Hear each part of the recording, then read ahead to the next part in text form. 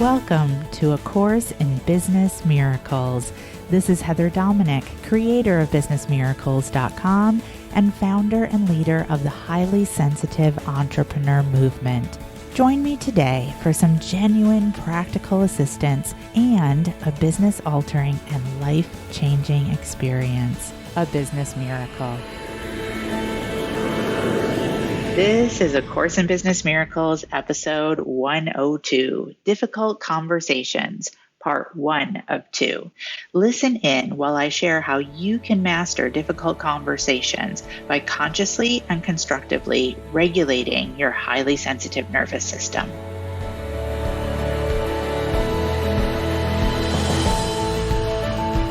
What is a difficult conversation? Well, a difficult conversation is pretty much exactly what it sounds like. It's a conversation that we perceive is going to be difficult, a conversation that we are afraid to have. Write that down.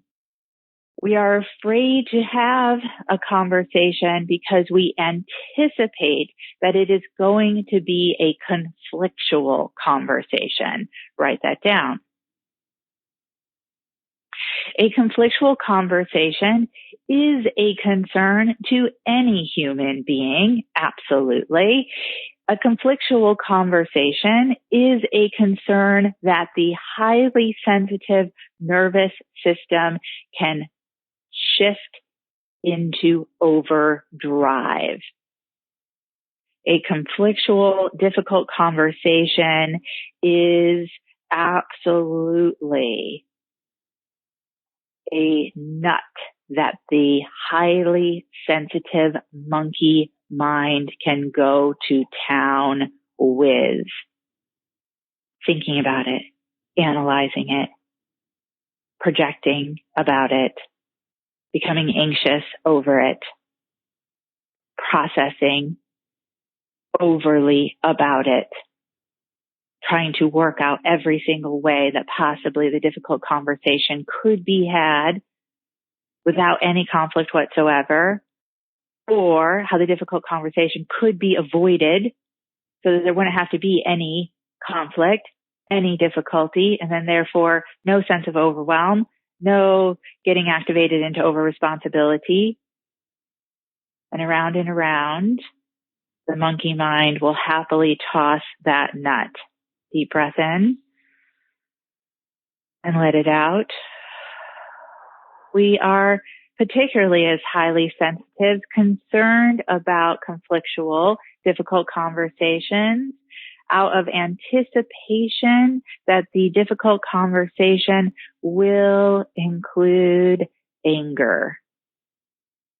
The acting out of anger by ourselves or the other, anger coming at us that we will not be able to handle, and our highly sensitive nervous system will become flooded with the other's anger, leaving us in that space of fuzzed mind, constricted throat, welched heart, punched stomach, or fear that out of so much suppression for so long that our own anger will erupt uncontrollably. So how do we approach a difficult conversation? Since a difficult conversation is such a key component to unlocking our access to open financial flow. And a difficult conversation can be possible when the regulation of one's emotions is done consciously and constructively. And the way that we can do that, according to the Harvard Health Report, is through appreciation, affliction, and autonomy. Again, to write those down, appreciation, affliction, and autonomy. Appreciation. To either approach any intentional difficult conversation with appreciation and or to reach for appreciation when we find ourselves suddenly in the midst of a difficult conversation that we perhaps were not anticipating. For years now, I've been teaching what I refer to as the appreciation sandwich as a way to communicate something that feels difficult to communicate. That you start off the difficult communication with appreciation and you end the difficult communication with appreciation. And in between is when you address the difficulty. To start off with something that you appreciate. So let's use Get It Done Day as an example. If you need to let someone know that you are not available in person, by phone, by email, by text for these next hours of Get It Done Day, you can start the communication by saying, I really appreciate fill in the blank. I really appreciate how we're so often in touch. I really appreciate that you are my daughter. I really appreciate how much I can so often be available for you. And that is not possible over these next few hours. The appreciation is also delivered with a true tone and energy of appreciation, not only the words. And what can help you access that appreciation, especially in those moments when you're feeling anything but, is to take a deep breath. Deep breath in and let it out. To change a thought pattern, change a breath pattern. Affliction. This is the recognition that any difficult conversation is not happening in a vacuum. It is not up to you and only you. There are two or more people involved in a difficult conversation. What can really support you in a difficult conversation is to take responsibility for your part and not go into a difficult conversation believing that the only resolution is for the other person to change. Write that down. When you are in a difficult conversation, to language, this is what I am needing, and this is what I am willing to do as my part to experience it. What, if anything, are you then willing to do? Deep breath. Autonomy. This is about communication and not making decisions that involve someone else without them knowing about it. That includes assumptions about how you believe they will respond or react to a request. This is where we access assumption of positive intent.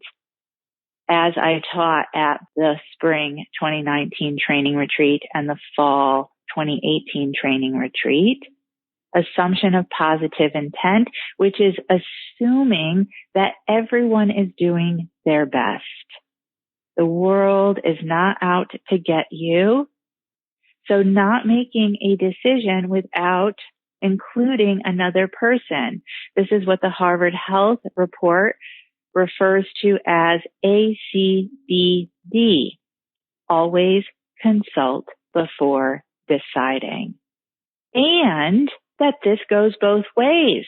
That you have every right to ask for this as well of those you are in relationship with. Deep breath and let it out. When we don't ask, we are feeding the isolation of our shadows, of our coping mechanisms. So again, is there a boundary, a difficult conversation that is meant to happen for today? Or how might your Get It Done Day project eventually lead to a difficult conversation? Meaning having a selling conversation, meaning asking for a speaking engagement, meaning working with your team, meaning communicating with vendors, website designers, photographers, people who fix your computer, who provide you with a new phone, anyone else in the world that you might have to relate with in order to be in business. Because guess what? Being in business is about relationships. So being in business is about having difficult conversations. Write that down. Because relationships are difficult. Because human beings are difficult. Write that down. Being in business is about relationships. So being in business is about having difficult conversations because relationships are difficult because human beings are difficult. Deep breath and let it out. So instead of trying to be in business by avoiding ever having to have a difficult conversation and therefore having difficulty being in business, why don't we instead enter into having difficult conversations while being supported in community through mentoring, through coach team support? Deep breath and let it out.